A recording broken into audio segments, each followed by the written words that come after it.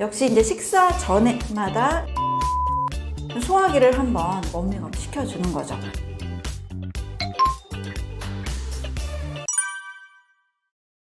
저는 아침에 일어나면 꼭 물 한 잔을 마시도록 말씀을 드리고 있는데요. 하루 중에 가장 수분이 필요한 상태가 바로 잠자고 일어난 아침 시간입니다.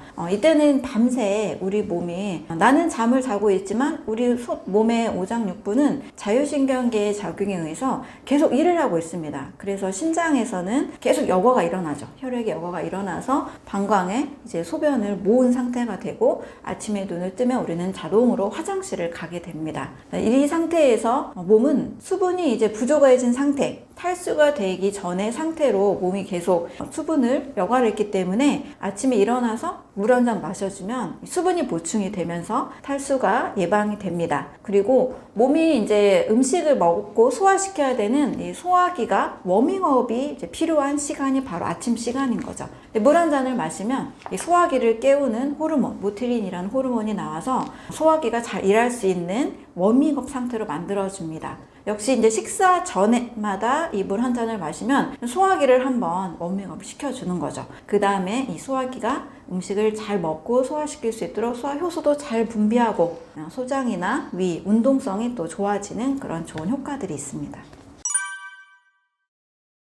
사람 몸은 어느 정도 꼭 필요한 에너지, 칼로리와 그리고 꼭 필요한 영양소들이 있습니다. 근데 칼로리에만 집중하는, 칼로리가 낮은 음식, 이거에만 집중하는 다이어트를 하게 되면 몸이 꼭 필요로 하는 영양소, 에너지를 공급받지 못하게 될 확률이 높습니다. 예를 들면 100칼로리짜리 그런 국수 같은 거 있잖아요. 다이어트 한다고 그런 것만 이제 계속 먹습니다. 그럼 인체는 꼭 필요로 하는 에너지나 또 영양이 들어오지 않기 때문에 마치 기아 상태를 준비해야겠다라는 모드로 몸이 바뀝니다. 근데 평생 이렇게 먹을 수는 없겠죠. 저칼로리를 먹다가 이제 어느 정도 살이 빠졌어요. 그러면 이제 정상적인 식사를 하는 순간 몸은 드디어 이제 영양이 들어오는구나 생각을 하고 저장 모드로 바꿉니다. 이게 이제 인류가 수렵 채집 생활을 하면서 정상적인 이 음식이 계속 공급받지 못할 때 많이 먹고 나서 저축을 해놨다가 또 못 먹을 때를 대비하는 이런 몸의 항상성의 원리에 의거한 거죠. 따라서 저칼로리만 계속 먹게 되면 그 당시에는 너무나 칼로리가 없다 보니까 살은 빠질 수가 있지만 장기적으로는 요요 현상이 올 수밖에 없는 몸이 되는 겁니다. 그리고 운동으로 살을 뺀다라는 측면에서 또 말씀을 드리면 저도 한때 운동을 통해서 살을 빼려고 노력을 한 적이 많이 있었는데요. 운동을 과하게 하니까 굉장히 몸이 이제 피곤해지고 지치게 됩니다. 그리고 이제 끝나자마자 오히려 운동을 하면서 이제 소모했던 글리코겐을 보충하기 위해서 또 탄수화물 음식을 더 먹게 되는 거죠. 이거를 극복하고서 꾸준히 운동으로 살을 뺐다 할지라도 운동을 줄이는 순간, 또 운동을 멈추는 순간 또 살이 찌는 몸으로 몸은 또 기억을 하고 또 되돌리려고 합니다. 그래서 저칼로리와 운동에 집중하기보다는 몸에 꼭 필요한 음식을 잘 맛있게 먹으면서 몸에 꼭 필요한 영양소를 잘 보충을 하면서 심폐호흡이나 혈액순환이나 근육을 강화시킬 수 있는 나에게 맞는 운동을 설정하는 것이 더 중요하다고 할 수 있죠. 그래서 칼로리를 계산하지 마시고 또 운동 몇 시간, 물론 하루에 1시간 하는 거는 이상적으로 좋습니다만 지나치게 많이 하는 것, 평생 그렇게 하기가 어렵잖아요. 그래서 몸을 최대한 내가 할 수 있는 라이프 스타일 범위 안에서 건강하게 만들려는 목표를 설정하고 꾸준히 할 수 있는 식습관과 운동, 설계를 하는 것이 더 좋은 방법이라고 할 수가 있습니다.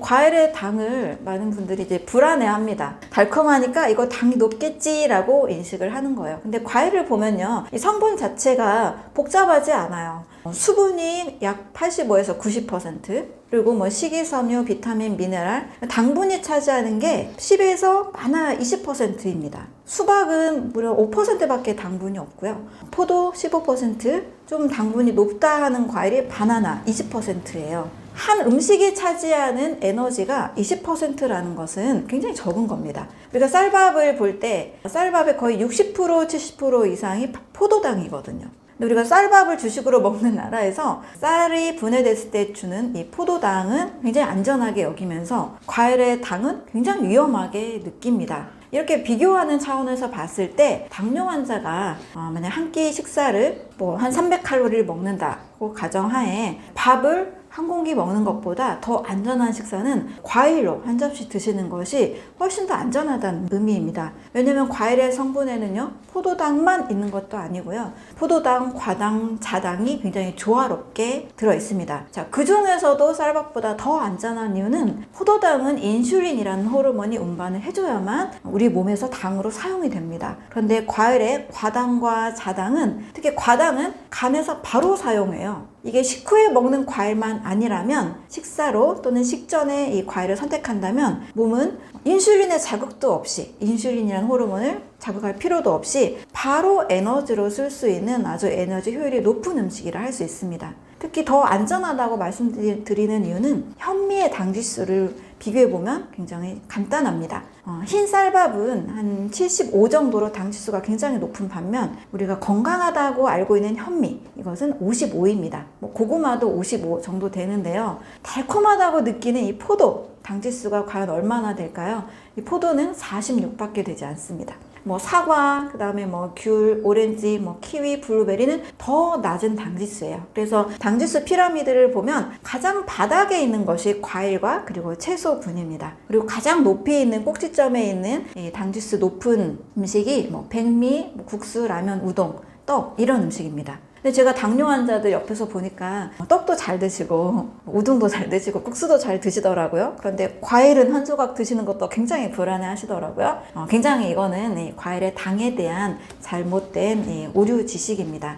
그래서 당뇨 환자라면 물론 이제 당이 높은 과일은 심리적으로도 불안감을 줄 수 있어서 저도 당이 낮은 과일을 드시면서 마음 편히 드시라고 말씀을 드립니다. 실제로 그냥 제 책을 6번 정독하시면서 마음 편하게 과일 채소로 식습관을 쌀밥보다 이걸 많이 드셨을 경우에 한 달 안에도 혈당이 한 400에서 150까지 떨어진 분도 계시거든요. 만약에 불안하시다면 당도가 낮은 과일, 블루베리, 키위, 오렌지, 당도 낮은 과일 그리고 채소를 좀 같이 드시면서 안전하게 드시면 절대 당에 문제를 일으키지 않습니다. 오히려 과일과 채소에 들어있는 크롬을 중심으로 한 다양한 비타민, 미네랄들이 당뇨 환자에게 꼭 필요한 당을 공급해 줍니다. 정상 혈당을 가진 분들이 드시면 더 말할 것도 없이 건강해지겠죠. 그래서 하루에 저는 실천할 수 있다면 최소 한 끼 이상, 2끼까지도 과일 식사를 하시게 되면 지금 백미나 또 쌀밥 위주의 식사를 하시는 것보다 훨씬 더 건강하실 거다라고 말씀을 드립니다.